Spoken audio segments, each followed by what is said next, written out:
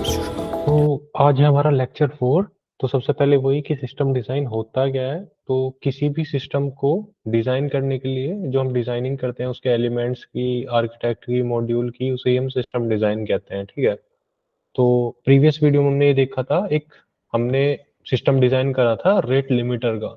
तो हमने देखा था कि रेट लिमिटर होता क्या है, उसके बेनिफिट्स क्या होते हैं, गाइडलाइंस क्या थी उसकी, उसकी कुछ हमने एल्गोरिथम देखी थी डिटेल में। उसके बाद हमने उसका हाई लेवल आर्किटेक्ट देखा था, रूल्स देखे थे, हेडर्स देखे थे, और फिर हमने डिस्ट्रीब्यूटेड सिस्टम में उसके चैलेंजेस देखे थे। तो ये हमने पहली वीडियो में कवर करा था। आज की वीडियो में हम बना रहे होंगे एक यूआरएल शॉर्टनर। तो ये यूआरएल शॉर्टनर होता क्या है, उसके लिए क्या क्या रिक्वायरमेंट चाहिए, कौन कौन से एंड पॉइंट हमें चाहिए, और यूआरएल शॉर्टनिंग का फ्लो क्या होगा, प्लस ये हैश वैल्यू क्या होता है, उसकी हम लेंथ कैसे निकाल रहे होंगे, उसमें कुछ हैश फंक्शंस लगते हैं उसे देख रहे होंगे, और उसके कुछ टाइप्स देख रहे होंगे, कंपैरिजन कर रहे होंगे इन दोनों टाइप्स का। फिर हम देख रहे होंगे कि यूआरएल रिडायरेक्शन क्या होता है, और उसके बाद हम देख रहे होंगे डाटा मॉडल्स क्या होता है। तो स्टार्ट करते हैं। सबसे पहले देखते हैं कि ये यूआरएल शॉर्टनर होता क्या है, अगर हम किस सिस्टम को बना रहे हैं तो वो होगा क्या। ठीक है। तो यूआरएल शॉर्टनर बेसिकली कुछ नहीं होता, एक तरीके से ये मान लीजिए कि जैसे ही कोई भी एक नॉर्मल यूजर है उसके पास एक लॉन्ग यूआरएल होता है। ठीक है। अगर उसे किसी यूजर को देना है लेकिन वो चाहता है कि मैं इतना बड़ा यूआरएल ना दूं, एक छोटा सा यूआरएल दूं, तो वहां पे ये यूआरएल शॉर्टनर सिस्टम काम में आता है। तो मान लो कि हमारे पास एक बड़ा सा यूआरएल है और हम चाहते हैं कि इसको छोटा करें, तो ये यूआरएल शॉर्टनर करता क्या है, एक लॉन्ग यूआरएल देता है और एक शॉर्टर यूआरएल रिटर्न करता है। तो जैसे ही कोई भी यूजर उस छोटे वाले यूआरएल को ओपन करेगा, वो ऑटोमेटिकली उसे लार्ज वाले यूआरएल पे रिडायरेक्ट कर देगा। ठीक है।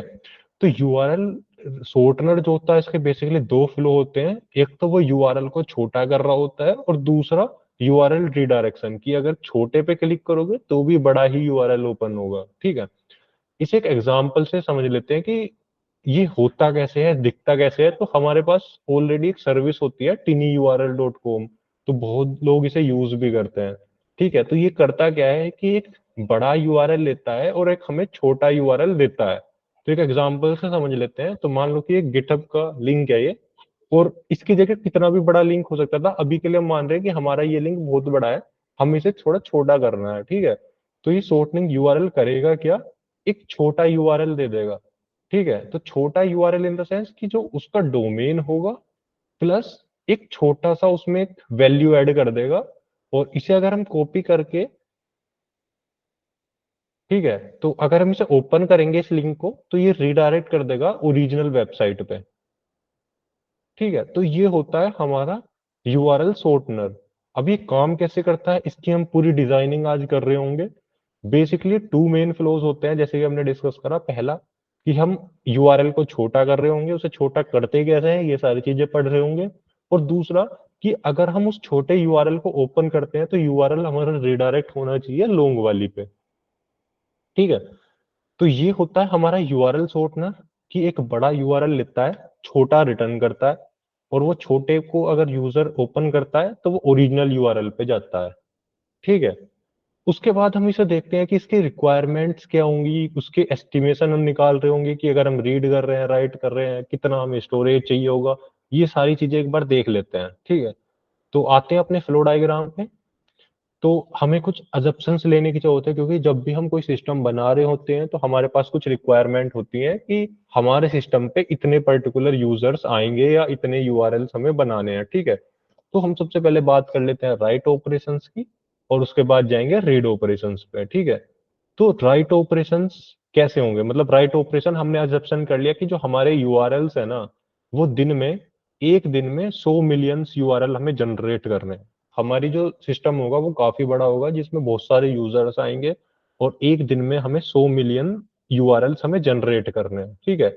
और एक हम ये भी अजम्पशन ले लेते हैं कि जो हमारा रीड राइट का जो रेशो होगा ना, वो 10:1 होगा। मतलब अगर हम राइट एक कर रहे हैं, राइट ऑपरेशन, तो उसके जो रीड ऑपरेशन होंगे वो 10x होंगे या 10 राइट होंगे। ठीक है। दूसरा, अगर हम देखें, ये हमारे दिन के हो गए कि 100 मिलियन यूआरएल्स हम जनरेट करा रहे हैं। अब हम निकालते हैं क्यूपीएस। क्यूपीएस मतलब कि एक तरीके से कि क्वेरी पर सेकंड राइट की। तो इसके लिए हमारे पास 100 मिलियंस होंगे यूआरएल्स। तो 100 मिलियंस हमारे पास राइट ऑपरेशन चल रहे होंगे एक दिन में, तो इसे दिन को हम सेकंड में कन्वर्ट कर लेते हैं, 24 आवर्स और 3600 तो मिनट्स, तो ये कन्वर्ट हो जाएगा इनटू सेकंड्स। तो ये कन्वर्ट हो जाएगा सेकंड्स में, और ये अराउंड जा रहा होगा 1160 के अराउंड। तो जो राइट ऑपरेशन पर सेकंड हमारे चल रहे होंगे वो होंगे 1160। ठीक है। बात कर लेते हैं रीड ऑपरेशन की। तो रीड ऑपरेशन जैसे कि हमने देखा था कि जो रीड ऑपरेशन है वो 10 टाइम ज्यादा होंगे राइट से। हम एजप्शन करके चल रहे हैं, तो नॉर्मल जो भी हमारे पास राइट ऑपरेशन में आए थे उसके 10 के मल्टीप्लाई कर देते हैं, तो हमारे पास रीड और राइट ऑपरेशन पर सेकंड दोनों आ चुके हैं। ठीक है। अब बात कर लेते हैं कि हमें कितना स्टोरेज की जरूरत पड़ेगी। तो मान के चलते हैं कि एक यूआरएल जो होगा वो स्टोरेज अराउंड ले रहा होगा 100 बाइट्स। एग्जाम्पल ले लेते हैं, वो डिपेंड करता है। ठीक है। तो कोई भी एक सिस्टम बनाने के लिए हमें बेसिक इन्फॉर्मेशन चाहिए होती है, उसके बिहाफ पे हम कोई भी सिस्टम बना रहे होते हैं। बिना इंफॉर्मेशन के हम कुछ भी चीज स्टार्ट नहीं कर सकते, इसलिए एक नॉर्मल सा हम वो लेके चल रहे हैं एजप्शन, उसके बेस पे हम बना रहे होंगे। ठीक है। तो मान लो कि हमें 10 साल के लिए डाटा अपना स्टोर करना है, तो हमारे पास 100 मिलियंस जो थे ये यूआरएल थे, और हमारे पास जो ये एक दिन के थे तो हमने इसे 365 से मल्टीप्लाई कर लिया, तो ये हो गए हमारे पास एक साल के। ठीक है। और इसकी मल्टीप्लाई हमने 10 से कर ली, तो ये अराउंड हो गए 365 इंटू 100 इंटू 10। ठीक है। और ये अराउंड हमारे पास जो हो गया कि 365 इंटू 100 मिलियंस, तो इसकी मल्टीप्लाई 10 से कर देंगे, 10 मतलब 10 ईयर्स के लिए, और इसकी मल्टीप्लाई हम कर देंगे 100 बाइट्स, क्योंकि एक का स्टोरेज हमारे पास 100 बाइट्स था। तो जो टोटल रिक्वायरमेंट 10 साल के लिए हमें इसकी चाहिए वो अराउंड आएगी 36.5 TB। तो हमें इतना स्टोरेज चाहिए।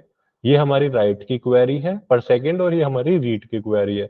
तो हमें एक मोटा मोटा रिक्वायरमेंट पता चल गया कि अगर हम इस यूआरएल के पर डे के हिसाब से चलते हैं, तो एक साल में हमारे पास हो रहे होंगे 365 बिलियन। और 365 बिलियन अगर हमारे होंगे, और उसके बाद हम उसे 10 से मल्टीप्लाई कर देंगे, और उसका एक बाइट ने एक 100 बाइट्स की अगर स्टोरेज होगी, तो 10 साल के लिए हमें जो जरूरत पड़ेगी वो 36.5 TB स्टोरेज टोटल जरूरत पड़ेगी। ठीक है। उसके बाद सिस्टम को थोड़ा बनाना स्टार्ट करते हैं कि होगा क्या। अब जैसा कि तुमने इसमें देखा था, अगर तुमने इसे ध्यान से इसके फ्लो को देखा था, तो दो फ्लो थे।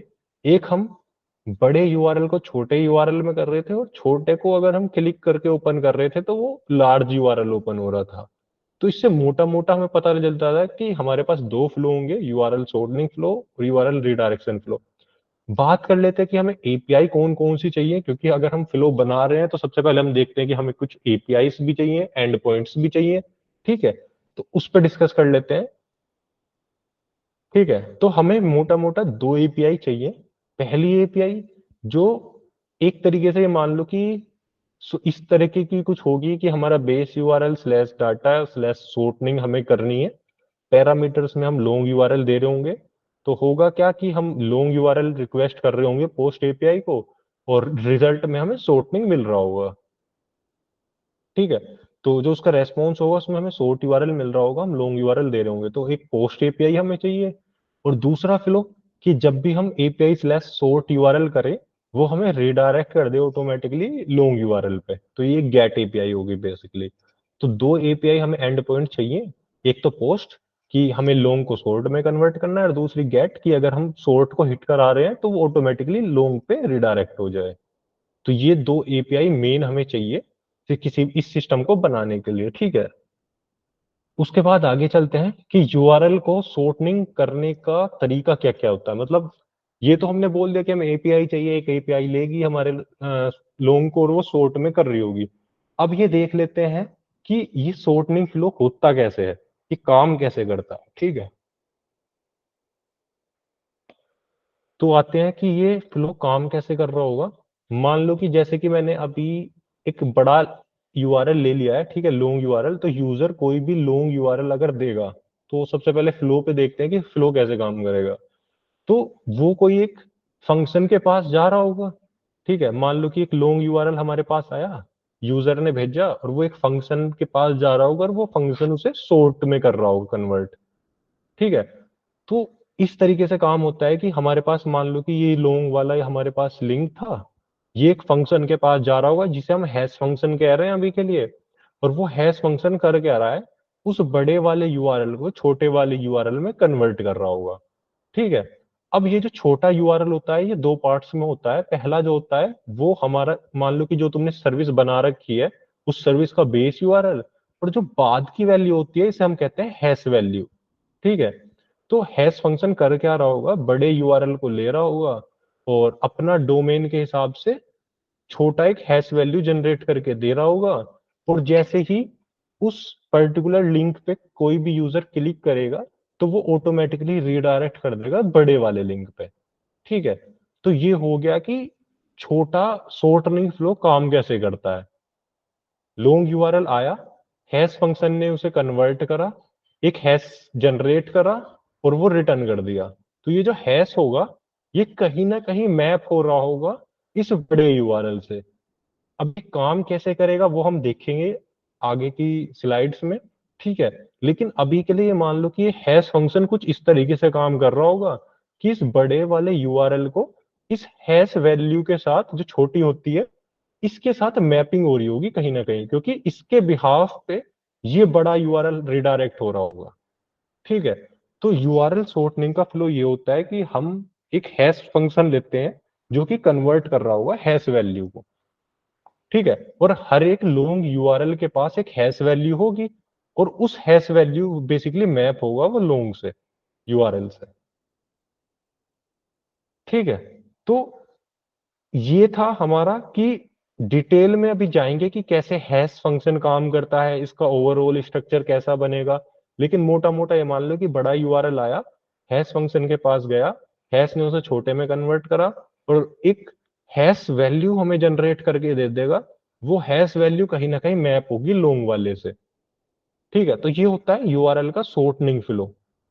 अब ये हैश फंक्शन क्या होता है, हैश वैल्यू हम कैसे जनरेट करते हैं, वो सारी चीजें देखते हैं। ठीक है। तो उसके बाद हमारे पास बात आती है कि हैश वैल्यू जनरेट तो कर रहा है हैश फंक्शन, लेकिन उसकी लेंथ क्या रखें हम, क्योंकि ये हर एक सिस्टम पे डिपेंड करता है। अब मान लो कि ये हैश की लेंथ क्या होगी ये कैसे हम डिसाइड करें। तो इसके एक बार डिसाइड कर देते हैं और उसके बाद फिर देखते हैं कि हैश फंक्शन जनरेट कैसे करता है हैश वैल्यू को। हमें पता चल गया कि ये हैश वैल्यू है, लेकिन इसकी लेंथ क्या रखें अब हम। ठीक है। तो आते हैं नेक्स्ट कि हैश की वैल्यू की हमें लेंथ क्या रखनी है। ठीक है।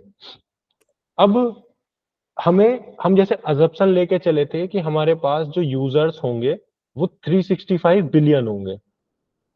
ठीक है। एक साल में।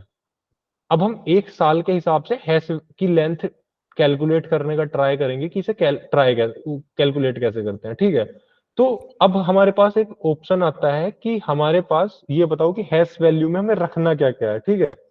तो हम एग्जांपल ले लेते हैं, हम अपना सिस्टम बना रहे हैं तो हम ज्यादा डीप में नहीं जाते, हम सिंपल नॉर्मल नॉर्मल चीज रखते हैं कि हम क्या रखेंगे, 0 से 9 ले लेते हैं, ए से जेड स्मॉल ले लेते हैं और ए से कैपिटल जेड ले लेते हैं। बाकी स्पेशल कैरेक्टर अभी हम नहीं ले रहे हैं क्योंकि वो थोड़ा कॉम्प्लिकेशन आ जाएगी कैलकुलेशन में, इजियर रखते हैं अभी के लिए। स्मॉल सिस्टम से स्टार्ट करते हैं। ठीक है। तो होता यही है कि ये 0 से 9 मतलब 10 टोटल, ए से जेड 26 टोटल, ए से जेड 26। तो हमारे पास जो पॉसिबल कैरेक्टर्स हैं अभी वो 62 हो सकते हैं। ठीक है।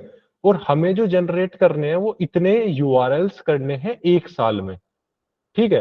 तो हमें एक स्मॉलेस्ट लेंथ निकालनी है हैश की कि क्या सबसे छोटी लेंथ होनी चाहिए इतने नंबर ऑफ यूआरएल्स को अगर हम जनरेट करना है तो उसके लिए फॉर्मूला हम सिंपल रख सकते हैं कि 62 पॉसिबल कैरेक्टर्स हैं। तो हमें कुछ एक ऐसा एन निकालना है जो 62 पावर की पावर एन हो और जो बड़ा हो जाए या इक्वल हो जाए 365 बिलियन से। तो हमें एक ऐसा एन निकालना है, एन वो स्मॉलेस्ट नंबर होगा हैश की लेंथ का जो हम एक साल में इतने यूनिक हैश वैल्यू जनरेट कर सकते हैं। ठीक है। तो इसे निकाल लेंगे कैसे, अगर हम n1 रखते हैं तो इसका मतलब है कि 62 maximum number of URLs unique हम बना सकते हैं। ठीक है। अगर हम n की वैल्यू 2 रखते हैं तो 3844 निकाल सकते हैं। इसी तरीके से अगर हम आगे बढ़ेंगे तो कहीं ना कहीं हम n की पावर अगर हम 7 रखेंगे, ठीक है, n की पावर अगर हम 7 रखेंगे तो वो अराउंड पहुंच जाएगा 366 बिलियन के अराउंड। तो इसका मतलब है कि अगर हम अपना n7 लेके चलते हैं, मतलब जो हमारी ये हैश वैल्यू थी, इसकी लेंथ अगर हम 7 रखें, तो एक साल के लिए ये हमारे 366 नंबर ऑफ यूजर्स के लिए जो यूआरएल जनरेट हो रहे हैं, उनके लिए वो सफिशियंट होगा। ठीक है, तो उनके लिए वो सफिशियंट होगा। तो इसलिए हम क्या लेके चलते हैं कि एन की वैल्यू हमें 7 लेनी है। तो इसका मतलब है कि जो हमारी हैश वैल्यू हो रही होगी, यहाँ पे हैश वैल्यू हम जनरेट कर रहे होंगे, वो 7 या 7 से बड़ी होगी, तभी हमारा सिस्टम 366 या 365 बिलियंस यूआरएल जनरेट कर पाएगा एक साल में। ठीक है, वापिस आते हैं। हमने ये देखा कि उसकी रिक्वायरमेंट क्या थी। रिक्वायरमेंट में हमने ये देखा कि रीड ऑपरेशन, राइट ऑपरेशन क्या थे। एपीआई के एंड पॉइंट्स देखिए कि एक पोस्ट होगा, एक गेट होगा। उसके बाद हमने देखा कि यूआरएल सॉर्टिंग फ्लो कैसे होगा। तो इसमें होता यह है कि हमारे पास एक लार्ज होता है, लार्ज यूआरएल होता है। ठीक है, उस लार्ज यूआरएल को हम एक हैश फंक्शन के पास दे रहे होते हैं, वो कोई एक हैश वैल्यू रिटर्न कर रहा होता है। ठीक है, अब ये हैश वैल्यू की हमें लेंथ क्या रखनी थी, वो हमने डिसाइड कर ली कि अगर हमारे पास नंबर ऑफ इतने हमें यूआरएल्स चाहिए एक साल में, तो एटलीस्ट हमें एन की वैल्यू 7 रखनी पड़ेगी इन कैरेक्टर्स के साथ। ठीक है, अगर हम कैरेक्टर इंक्रीज कर देते हैं तो उसके हिसाब से एन हमारा डिक्रीज हो जाएगा। लेकिन अभी के लिए हम ये मान के चलो कि हम 62 पॉसिबल कैरेक्टर्स लेके चल रहे हैं, उसके हिसाब से हमारा इस तरीके से काम चल रहा होगा। ठीक है, उसके बाद आगे चलते हैं कि हैश फंक्शन क्या होता है और उसके टाइप क्या होते हैं। जैसे कि हमने ये देखा था कि यूआरएल सॉर्टिंग फ्लो में हमारे पास एक बॉक्स होता है, हिडन बॉक्स, जो कि ये हम हैश फंक्शन कह रहे थे, जो कि जनरेट करा रहा है एक हैश वैल्यू, और वो हैश वैल्यू के बिहाव पे ही ये सारी कहानी चल रही होती है। तो मेन जो कंपोनेंट होता है वो होता है हैश फंक्शन। तो इसके हमें देख, ये हैश फंक्शन होता गया है। ठीक है, तो हैश फंक्शन कुछ नहीं करता, लॉन्ग यूआरएल को लेता है, शॉर्ट यूआरएल जनरेट करा देता है। और वो शॉर्ट यूआरएल को हम कह रहे होते हैं कि वो हैश वैल्यू जनरेट करा रहा होता है बेस्ड ऑन लॉन्ग यूआरएल। तो यही हमारा हैश फंक्शन होता है। तो इसके टाइप देख लेते हैं कि इसके टाइप कौन कौन से होते हैं। तो इसके बेसिकली मतलब ये हैश जो फंक्शन होते हैं, ये ऑलरेडी बहुत सारे बने हुए होते हैं। मतलब जैसे कि तुमने ध्यान से देखा हो, कहीं पे तुमने यूज करो MD5, SH1, तो ये सारे हैश फंक्शन ही होते हैं जो हमें एक हैश की रिटर्न कर रहे होते हैं। ठीक है, लेकिन वो जो होते हैं हैश फंक्शन जैसे MD5, SH1, वो बहुत बड़ी हैश वैल्यू दे रहे होते हैं। बहुत बड़ी इन द सेंस कि 32 डिजिट की हैश वैल्यू दे रहे होते हैं, या फिर 10 की, लेकिन 12 की, इतनी बड़ी बड़ी दे रहे होते हैं। लेकिन हमें चाहिए जितना भी हम छोटे से छोटा कर सके। तो ये दो तरीके हमारे पास होते हैं, एक तो बेस कन्वर्जन, एक होता है hash plus collision revolution resolution.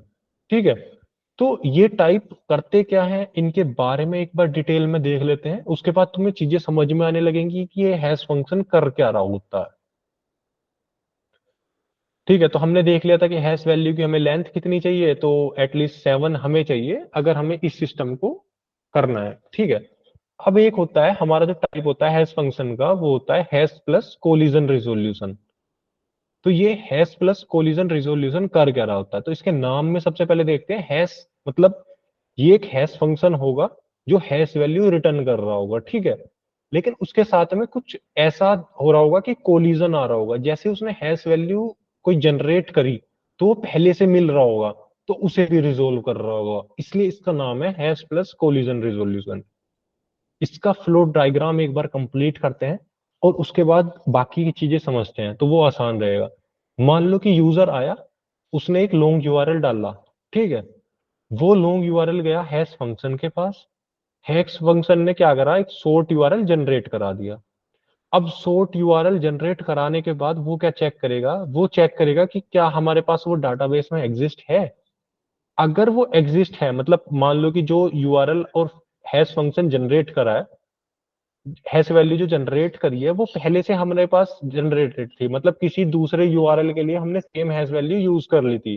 ठीक है, तो उस केस में हम करेंगे क्या, जो पहला लॉन्ग यूआरएल हमारे पास था, उसमें कुछ एक प्रीडिफाइंड स्ट्रिंग हम ऐड कर देंगे। मान लो कि मैंने ऐड कर दिया हर्ष।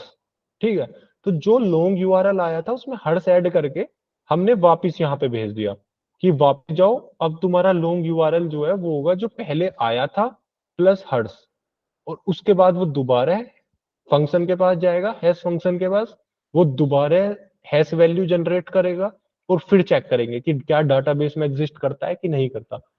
अगर फिर करता है तो फिर हम क्या करेंगे, जो लॉन्ग यूआरएल आया था प्लस हर्ष दोबारा उसमें ऐड कर रहे होंगे और उसके हिसाब से उसे चेंज कर रहे होंगे। ठीक है।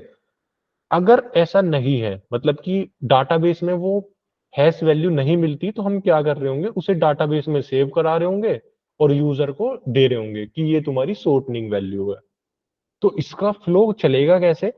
लॉन्ग आया हमारे पास यूआरएल, हैश फंक्शन ने चेंज करा, हैश वैल्यू दी, शॉर्ट यूआरएल बन गया, चेक कर रहे होंगे डाटाबेस में एग्जिस्ट करता है, अगर नहीं करता तो डाटाबेस में सेव कर रहे होंगे, यूजर को रिटर्न कर रहे होंगे। ठीक है। लेकिन अगर हमारे पास वो एग्जिस्ट करता है किसी वजह से, तो हम क्या कर रहे होंगे, उसमें एक प्री डिफाइन हम ऐड कर रहे होंगे और उस प्री डिफाइन के बेस पे हम दोबारा लॉन्ग वैल्यू अपडेट कर रहे होंगे और उसके बाद हैश फंक्शन दोबारा जनरेट कर रहा होगा हैश वैल्यू और वो चेंज हो जाएगी। तो इसलिए इसे कहते हैं कि हैश प्लस कोलिजन रिजोल्यूशन। तो इसका मतलब है कि अगर डाटाबेस में एग्जिस्ट करता है तो इसका मतलब है कि कोलिजन हुआ, कि जो चीज पहले से एग्जिस्ट करती थी वो दोबारा जनरेट हुई है। तो उसे हमें रिजोल्व करना है, तो रिजोल्व करने के लिए हम प्रीडिफाइन एक स्ट्रिंग ऐड करते हैं लॉन्ग यूआरएल में, और जो डाटाबेस में हम स्टोर कर रहे होंगे वो ये कर रहे होंगे कि जो ये हैश वैल्यू है ये हमने जनरेट कर दी। ठीक है। तो ये था हैश प्लस कोलिजन रिजोल्यूशन। ये जनरेट हैश फंक्शन करता है। हैश फंक्शन कुछ नहीं, एक फंक्शन होता है, जैसे मैंने तुम्हें बताया ऑलरेडी प्रीडिफाइन हमारे पास फंक्शंस होते हैं, और हम कुछ भी एक फंक्शन लिख सकते हैं जो हमारा लॉन्ग को एक शॉर्ट यूआरएल में कन्वर्ट कर रहा होगा। बस इसमें हम ये करते हैं कि इसने अगर कुछ ऐसा जनरेट कर दिया जो पहले से हमारे पास एग्जिस्ट करता था, उसे हम दोबारा चेंज कर रहे होंगे। तो ये हम इससे कोलिजन तो रिजोल्व कर पा रहे हैं, लेकिन सबसे बड़ी दिक्कत ये होती है कि हमें बार बार अपने डाटाबेस में चेक करना पड़ता है, जो कि एक एक्सपेंसिव क्वेरी होती है। इसे हम सोल्व कर सकते हैं कि बार बार डाटाबेस में हम चेक करने वाली चीज को थोड़ा ऑप्टिमाइज कर ले। तो उसके लिए हमारे पास कुछ एल्गोरिथम्स होती हैं, बूम फिल्टर्स, ये सब। तो उन सब एल्गोरिथम्स का यूज करके हम इस वाली क्वेरी को थोड़ा और ऑप्टिमाइज कर सकते हैं। ठीक है। हम उन वाले फिल्टर्स पे नहीं जाएंगे, एल्गोरिथम्स पे नहीं जाएंगे जो इस चीज को परफॉर्मेंस ऑप्टिमाइज करती है। अभी के लिए हमारा फोकस ये है कि ये हैश फंक्शन काम कैसे करता है। ठीक है। उसके बाद हमारे पास आता है बेस कन्वर्जन। हम इसे बेस 62 कन्वर्जन क्यों बोल रहे हैं वो मैं तुम्हें बताऊंगा। लेकिन जो सेकंड टेक्निक होती है हमारे पास, जो सेकंड हैश फंक्शन होता है, वो होता है बेस कन्वर्जन। इसे मैं बोल रहा हूँ बेस 62 कन्वर्जन। उसे एक बार देख लेते हैं। बेस 62 कन्वर्जन करते कैसे हैं, सबसे पहले वो देखते हैं। सबसे पहले ये देखते हैं कि बेस 62 में को क्यों बोल रहा हूँ। ठीक है। तो हमारे पास क्या था कि टोटल जो पॉसिबल कैरेक्टर्स थे वो 62 थे हमारे इस डिजाइन के लिए।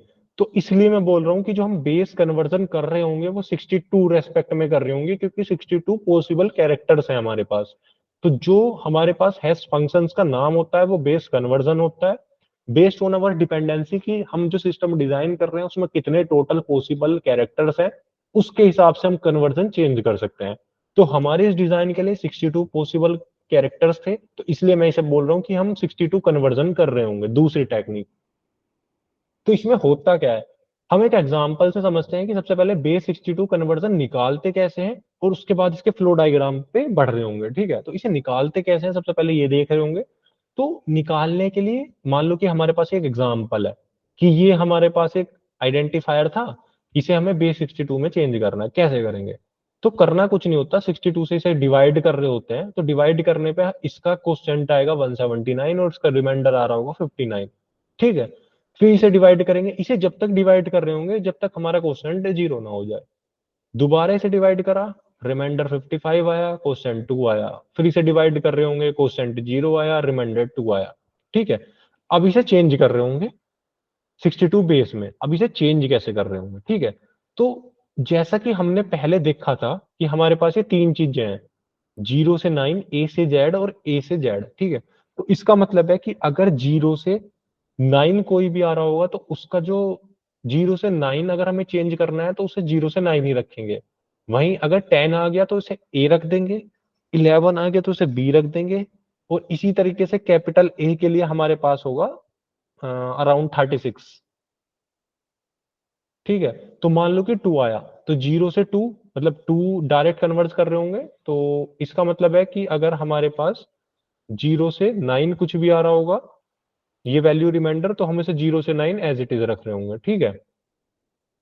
उसके बाद अगर हमारे पास ए से जेड आता है, तो हम इस तरीके से कर रहे होंगे कि वो 10 से स्टार्ट हो रहा होगा और 26 टोटल होते हैं, तो अराउंड आई थिंक 35 तक ये पहुंच जाएगा, ठीक है। तो उसके बाद फिर अगर हम थर्ड देखेंगे, तो फिर कैपिटल ए से कैपिटल जेड हमारा चल रहा होगा, ठीक है। और यहाँ पे हम 36 से स्टार्ट कर रहे होंगे और इसमें 25 प्लस कर रहे होंगे, तो ये अराउंड जा रहा होगा 61 तक, ठीक है। तो मान लो कि हमारे पास 59 आया, तो 59 करीब यहाँ पहुंचेगा, तो ये आ रहा होगा अराउंड एक्स। तो ये हमने लिख दिया कि 59 का जो आएगा वो आएगा एक्स। सेम 55 रिमाइंडर था, उसका हमने लिख दिया कि टी आ रहा होगा, और जो टू आया था वो टू आया था। तो जो यूआरएल शॉर्टनिंग होगी वो इस तरीके से होगी कि नीचे से ऊपर हम ट्रेवर्स करेंगे इसमें, ठीक है। तो ये बन रहा होगा hertz.com/2tx। तो ये हो गया सॉर्ट, ठीक है। तो ये एक तरीका होता है सॉर्ट करने का। अभी तुम लोग बोल रहे होगे कि ये 1157 कहाँ से आया, ठीक है। वो अभी ध्यान मत दो, जैसे जैसे हम इसका फ्लो डायग्राम देखेंगे बेस 62 कन्वर्जन का, वो तुम्हें चीज समझ में आ जाएगी, ठीक है। अभी बस ये देखो कि 62 का अगर तुम्हें बेस निकालना है और उसे शॉर्टनिंग यूआरएल में कन्वर्ट करना है, हैश वैल्यू कैसे निकाल रहे होंगे, तो तुम्हारे पास एक आईडी होगी, उस आईडी का तुम बेस 62 निकाल रहे होगे इस तरीके से पूरे फ्लो के हिसाब से, और उसके जो रिमाइंडर होंगे उन्हें तुम कन्वर्ट कर रहे होगे इस वाले तरीके से जो हमारे पास कैरेक्टर्स हैं, ठीक है। और उसके बाद ट्रेवर्स कर रहे होंगे, और उसके बाद ये जो हैश वैल्यूज कंकैटिनेट करके आई है, हम इसे रिटर्न कर रहे होंगे कि ये हमारी हैश वैल्यू है बेसिकली किसी एक लॉन्ग यूआरएल के लिए, ठीक है। तो ये जो कन्वर्जन होता है बेस कन्वर्जन, वो डिपेंड करता है कि तुम्हारे सिस्टम की रिक्वायरमेंट क्या है, तुमने कितने कैरेक्टर्स ले रखे हैं, उसके बिहाफ पे हम इसका बेस चेंज कर सकते हैं। तो ये एक तरीका होता है शॉर्टनिंग यूआरएल के हैश वैल्यू निकालने का। अब इसका एक बार फ्लो देख लेते हैं कि ये कैसे काम करता है, ठीक है। तो बेस 62 डायरेक्ट कभी भी काम नहीं करता, ठीक है। तो उसके लिए करनी क्या होती है, हमें एक आईडी जनरेट करानी होती है, यूनिक आईडी, जैसे हम यूयूआईडी जनरेट कराते हैं। तो यूयूआईडी में हमारे पास स्ट्रिंग्स भी होती है, लेकिन हमें एक ऐसा जनरेटर चाहिए जो रैंडम एक नंबर जनरेट कर रहा हो, ठीक है। तो इसका एक बार फ्लो डायग्राम कंप्लीट करते हैं, उसके बाद फिर देखते हैं। तो सबसे पहले मान लो कि यूजर ने एक लॉन्ग यूआरएल दिया, हमने चेक करा कि क्या वो डाटाबेस में एग्जिस्ट करता है, अगर एग्जिस्ट करता है तो हम सोर्ट यूआरएल डायरेक्ट रिटर्न कर रहे होंगे यूजर को, ठीक है। लेकिन अगर वो डाटाबेस में एग्जिस्ट नहीं करता लॉन्ग यूआरएल, तो फिर हम क्या कर रहे होंगे, उस लॉन्ग यूआरएल के अराउंड एक जनरेट कर रहे होंगे एक आईडी, ठीक है। और उस आईडी के बेस पे हम क्या कर रहे होंगे, हैश वैल्यू जनरेट कर रहे होंगे। हैश वैल्यू जैसे कि मैंने पहले पिछली स्लाइड में दिखाया था कि हमारे पास एक क्या होगा, यूनिक आईडी होगी, और उस यूनिक आईडी से हम क्या कर रहे होंगे, एक हैश वैल्यू निकाल रहे होंगे। तो सेम हम ये कर रहे होंगे, हमने एक यूनिक आईडी जनरेट करी, करनी कैसे है वो भी बताता हूं मैं तुम्हें कि कैसे करते हैं, बहुत सारे तरीके होते हैं। उसके बाद उस आईडी से हम क्या कर रहे होंगे, हैश वैल्यू की आईडी कन्वर्ट कर रहे होंगे सोर्ट में, यूआरएल में, हैश वैल्यू में, और उसे डाटाबेस के पास सेव करा रहे होंगे, और उसके बाद यूजर को रिटर्न कर रहे होंगे। नेक्स्ट टाइम दोबारा अगर सेम लॉन्ग यूआरएल आएगा तो ऑलरेडी डाटाबेस में एग्जिस्ट होगा और हम सोर्ट डायरेक्टली रिटर्न कर रहे होंगे, ठीक है। तो अब बात आती है कि हम ये जनरेट न्यू आईडी कैसे कर रहे होंगे, क्योंकि अगर आईडी जनरेट हो गई एक बार, उसके बाद हम हैश वैल्यू जनरेट कर सकते हैं, जैसे कि हमने पिछले स्लाइड में देखा। तो सबसे पहले देखते हैं कि ये न्यू आईडी हम कैसे जनरेट कर रहे हैं। तो न्यू आईडी जनरेट करने के लिए हमारे पास बहुत सारी सर्विस होती हैं, जिससे कि हम डिस्ट्रीब्यूटेड यूनिक आइडेंटिफायर ले सकते हैं, या फिर हम खुद का भी एक आईडी जनरेटर बना सकते हैं, जो ये करेगा कि बेसिकली करेगा क्या कि तुम्हारे सिस्टम के लिए एक यूनिक आईडी जनरेट करके दे रहा होगा। अब ये यूनिक आईडी जनरेट करने के बहुत सारे तरीके हैं। जैसे कि एक आईडी होती है कि तुम आईडी ले लो, एक यूनिक आईडी, और +1 +1 +1 करते जाओ, ठीक है, जैसे हम टेबल्स में करते हैं। उससे अलग भी बहुत सारे तरीके होते हैं कि एक रैंडम स्ट्रिंग, या फिर एक तरीका, कोई एक लॉजिक बना दिया तुमने कि अगर यूजर इस लॉगिन से इस रीजन से आया, मान लो इंडिया से आया, तो इंडिया अंडरस्कोर यूजर की आईडी अंडरस्कोर एक यूनिक आईडी, और उसमें +1 +1 +1 कर रहे हैं। तो बहुत सारे तरीके होते हैं आईडी को जनरेट करने का, वो डिपेंड कर रहा होता है कि हम क्या यूज कर रहे हैं आईडी जनरेट करने के लिए।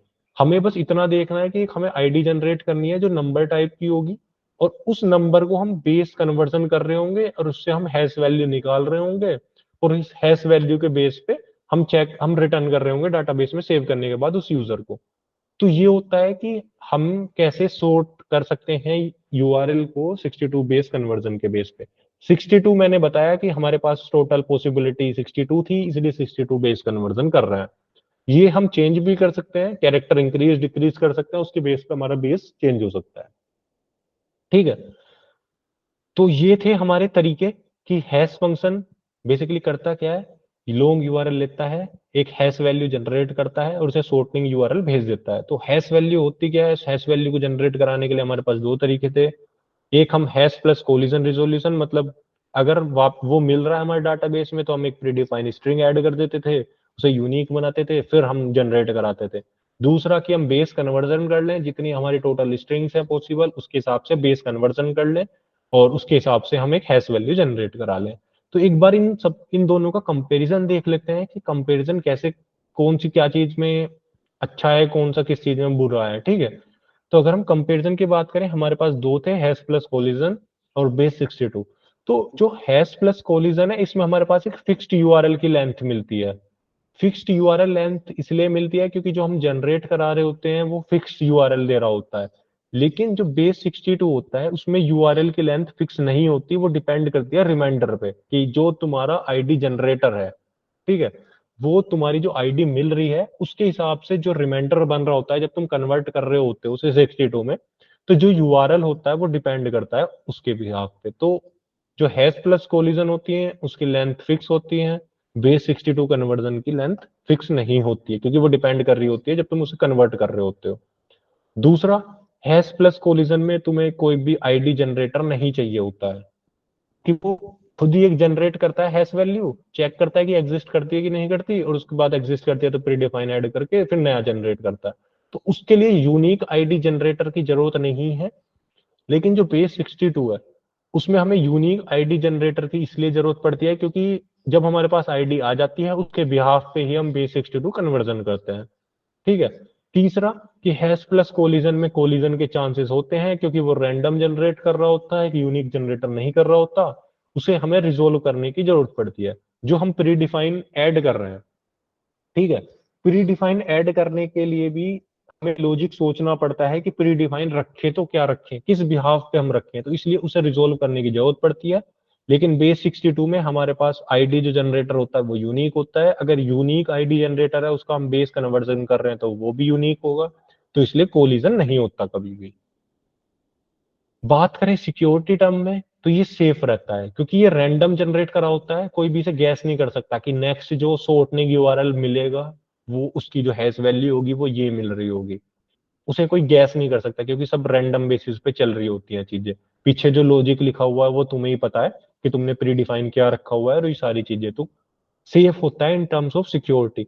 अगर हम बात करें इसकी, तो ये थोड़ा अनसेफ होता है। अनसेफ इसलिए होता है, अगर मान लो कि तुमने आईडी जनरेटर +1 पे रखा हुआ है लॉजिक फॉर एग्जांपल, तो यूजर जो होते हैं वो जज कर लेते हैं एक तरीके से कि अगर इसका आईडी जनरेटर +1 चल रहा है, तो मान लो कि पहले हमारे पास वैल्यू ये आई थी, उसने उसे बेस कन्वर्ट करके बेस 10 में कन्वर्ट कर लिया बेस 62 को, और उस नंबर में +1 करके वापस बेस 63 कर लिया, बेस 62 कर लिया। तो यहाँ पे यूजर डिफाइन कर सकते हैं कि अगर इनका आईडी जनरेटर वीक है, क्योंकि बेस 62 का कंसेप्ट जो है वो हमें पता है कि वो ग्लोबली होता है, कोई भी उसे कर सकता है, कोई भी ट्रांसफॉर्म कर सकता है ऐसे बेस 10 टू बेस 62 और वापस वाइस वर्सा।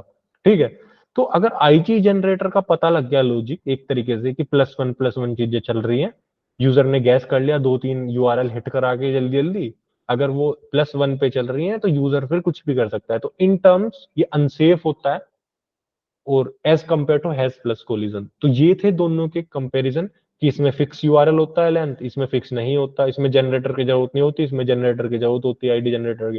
इसमें कोलिजन हो सकता है तो हमें इसे रिजोल्व करना है, इसमें कोलिजन नहीं होता, ये थोड़ा सेफ होता है, ये अनसेफ होता है। तो बेस्ड ऑन अवर रिक्वायरमेंट हम चूज कर सकते हैं कि हमें ये वाली चाहिए या ये वाली चाहिए। ठीक है, तो वो सिस्टम पे डिपेंड करता है कि जब तुम बना रहे होते हो तो तुम्हें क्या चीजें कि यूआरएल फिक्स रखना है तो तुम इसके साथ जाओ, यूआरएल फिक्स नहीं रखना तुम इसके साथ जाओ। ठीक है, तो वो तुम्हारी रिक्वायरमेंट के ऊपर है कि तुम कौन सी हैश फंक्शन यूज कर रहे हो। हमारे पास ये दो तरीके के हैश फंक्शंस होते हैं, इसमें से हम कुछ भी यूज कर सकते हैं। दोनों का हमने कंपैरिजन देख लिया, उसके बाद हम देखते हैं कि ये यूआरएल रीडायरेक्शन क्या होता है। हमने एक फ्लो कंप्लीट कर लिया है कि हम यूजर को मतलब एक तरीके से जो यूआरएल था उसे छोटा कर दे रहे हैं। तो दो पार्ट थे, जैसे कि मैंने तुमने पहले बताया था कि हमारे पास दो पार्ट होते हैं, एक यूआरएल को छोटा करना और दूसरा यूआरएल जो छोटा यूआरएल है उस पर रिडायरेक्ट करके बड़े यूआरएल पे पहुंचना। ठीक है, तो छोटा हमने कर लिया है यूआरएल को, आगे बढ़ते हैं कि यूआरएल का रीडायरेक्शन कैसे होता है। सबसे पहले फ्लो डायग्राम देखते हैं, उसके बाद फिर चीजें थोड़ी थोड़ी समझ में आनी होगी। तो मान लो कि एक तरीके से यूजर ने, हमारे पास अब छोटा यूआरएल है, ये मान के चलना है कि हम छोटे यूआरएल पे क्लिक कर रहे हैं और हमें बड़े यूआरएल पे पहुंचना है, तो कैसे पहुंच रहे होंगे। तो यूजर के पास छोटा यूआरएल है, यूजर ने टीनी यूआरएल सर्विस को वो छोटा यूआरएल भेजा कि मेरे पास ये यूआरएल है। तो जैसे ही हम हिट कराते हैं तो हमारे पास दो एपीआई थी, एक पोस्ट एपीआई। पोस्ट एपीआई क्या कर रही होती है, यूजर को छोटा यूआरएल को छोटा कर रही होती है, जो हमने कर लिया। अब हमारे पास दूसरी एपीआई होती है एंड पॉइंट गेट एपीआई, जो यूआरएल के रिडायरेक्शन में काम कर रही होती है। तो हम उस पे फ्लो पे काम कर रहे हैं। तो छोटा यूआरएल है, गेट एपीआई है, यूजर ने हिट कराया, टीनी यूआरएल सर्विस के पास गया कि देखा कि हमारे पास ये यूआरएल छोटा एग्जिस्ट करता है, इसके करस्पॉन्डिंग लॉन्ग यूआरएल क्या है। अगर वो वैलिड सोर्ट यूआरएल है तो लॉन्ग यूआरएल मिल रहा होगा और लॉन्ग यूआरएल यूजर के पास आ रहा होगा। एक स्टेटस कोड आ रहा होगा 301 या 302। ये है क्या, अभी इनके बारे में डिटेल पर देखते हैं। यूजर के पास लॉन्ग यूआरएल मिल रहा होगा स्ट्रिंग यूआरएल के बेस पे, और वो सर्वर को लॉन्ग यूआरएल के बेस से काम कर रहा होगा जो भी उसे करना है। मान लो कि हमारा एक वेबसाइट है, हमने उसके छोटा लिंक जनरेट करके किसी थर्ड पर्सन को दे दिया, उसने हिट कराया, टिनी सर्विस ने बड़ा यूआरएल ले दिया और जो बड़ा यूआरएल ऑटोमेटिकली हिट हो गया हमारे सर्वर से इंटरेक्ट कर रहा होगा, log in sign up etcetera. ठीक है, तो फ्लो इस तरीके से रहता है कि छोटा यूआरएल चेक करेगा बड़े यूआरएल को, हिट कराई, बड़ा यूआरएल उसे मिला। अब बड़े यूआरएल मिलने पे बड़ा यूआरएल के बेस पे वो काम कर रहा होगा। तो अब ये 301 302 क्या है, एक बार ये डिस्कस करते हैं, उसके बाद एक लाइव एग्जांपल देखते हैं। ठीक है, तो 301 का मतलब ये होता है कि अगर यूआरएल को तुम परमानेंटली मूव करा रहे हो लॉन्ग यूआरएल पे, तो अगर शॉर्ट यूआरएल को तुम परमानेंटली मूव करा रहे हो लॉन्ग यूआरएल पे तो 301 भेजती है सर्विस। अगर टेम्परेरी बेसिस पे मूव करा रहे हो तो 302 मिलता है। तो ये जो होते हैं वो हमारे रीडायरेक्शन स्टेटस कोड होते हैं। जैसा हमने पिछली वीडियो में देखा था कि HTTP टू मैनी रिक्वेस्ट 429 मिल रहा था, तो इसी तरीके से 301 और 302 मिलते हैं कि परमानेंटली मूव हो गया शॉर्ट से लॉन्ग पे तो 301, अगर टेम्परेरी बेसिस पे मूव कराना है तो 302। अब इन दोनों के ही अपने आप में कुछ फायदे कुछ नुकसान होते हैं। तो फायदा क्या होता है, नुकसान क्या होता है। फायदा ये होता है कि अगर तुम 301 कर रहे हो तो इसका मतलब है कि तुम्हारे सर्वर पे कम लोड है, तुम्हारे सर्वर पे जो टिनी यूआरएल सर्विस या सिस्टम तुम बना रहे हो उसके सर्वर पे कम लोड है। तुमने क्या करा, बस चेक करा कि है और उसके करस्पॉन्डिंग लॉन्ग यूआरएल दे दिया कि भैया तुम रिडायरेक्ट कर दो। 301 का मतलब ये है कि जहां भी तुम्हें अपने सिस्टम पे कम डाटा रखना हो, ठीक है, तो वहां करो यूज 301। जहां पे तुम्हें अपनी सर्विस में एनालिटिक्स यूज करनी है, एनालिटिक्स मतलब कि तुम्हें ये देखना है कि यूजर ने कब क्लिक करा, कितनी बार क्लिक करा, ये सारी चीजें जब तुम्हें ट्रैक करनी होती है ना तो तुम भेजते हो 302। मतलब सॉफ्ट रिडायरेक्शन, तो परमानेंट नहीं करते, टेम्परेरी बेसिस पे रिडायरेक्शन कर रहे हो तो 302, परमानेंट बेसिस पे कर रहे हो तो 301। सर्वर पे अपने टिनी सर्वर पे ज्यादा डाटा नहीं रखना है, सर्वर पे लेस यूज करना है तो 301 भेजो हमेशा। और तुम्हें कुछ चीज ट्रैक करनी है, मतलब कि यूजर ने कब हमारा सोर्ट यूआरएल यूज करा, कितनी बार यूज करा, कौन सा ज्यादा बार यूज हो रहा है, तो उसके लिए 302। ठीक है, दोनों के अपने फायदे दोनों के अपने नुकसान। अब एक बार देख लेते हैं कि ये काम कैसे करता है, कि ये 301 मिलता कैसे है।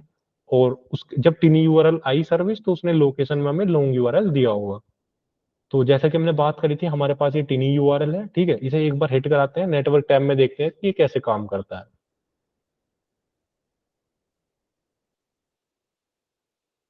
ठीक है, तो मान लो कि ये मेरा टिनी यूआरएल था, मैंने हिट कराया, ठीक है, ऑटोमेटिकली रिडायरेक्ट हो गया। एपीआई में जाते हैं नेटवर्क टैब में और देखते हैं, तो यहाँ पे तुम देख रहे हो स्टेटस कोड 304। तो ये जो 301 302 303 304, ये सारे जो होते हैं वो रिडायरेक्शन यूआरएल होते हैं। तो डिपेंड करता है कि कौन सी कंपनी कौन सी चीज यूज कर रही होती है। तो ये वाली जो कंपनी है जो टिनी यूआरएल है, जो मैंने एक एग्जांपल लिया था, ये 304 यूज कर रही है, नोट मॉडिफाई वाला। ठीक है, अब हमने गेट जो चलाया था वो सोर्ट वाले के लिए चलाया था, तो इसने क्या करा होगा, रेफरल में हमें दिया होगा लॉन्ग यूआरएल कि जाना कहाँ है। तो अगर मैं बात करूं रेफरल,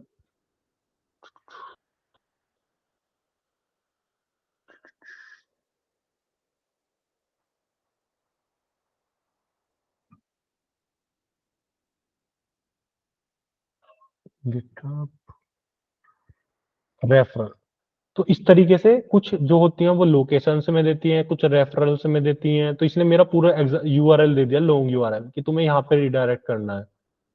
ठीक है, तो इस तरीके से होता क्या है कि यहाँ पे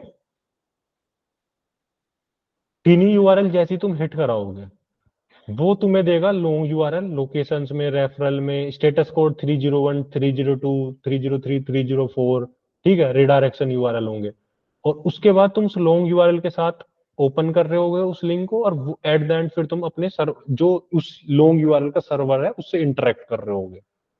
ये होता है यूआरएल का जो सबसे छोटा वाला फ्लो, कि एक तरीके से तुम्हें मिल रहा है यूआरएल। अब इसके पीछे क्या कहानी हो रही है होती है उसे एक बार देख लेते हैं। ठीक है, कि यूआरएल तुम्हें मिल रहा है तो तुम लॉन्ग यूआरएल कैसे दे रहे होते हो यूजर को। तो एक बार दूसरे रिडायरेक्शन फ्लो पे आते हैं हम। ठीक है, तो सबसे पहले क्या होता है, यूजर ने हिट कराया हमारा छोटा यूआरएल, ठीक है, जिसे कहते हैं सोर्ट यूआरएल। तो ये जितनी भी कहानी हो रही है ये सारी हो रही होगी हमारी इस सर्विस के अंदर, एक इस सिस्टम के अंदर, जिसे हम टिनी यूआरएल सिस्टम बना रहे हैं, जो हम बना रहे हैं सोर्टनर यूआरएल सोर्टनर सिस्टम। ठीक है, तो इसकी अब हम बात कर लेते हैं एक बार डिटेल में।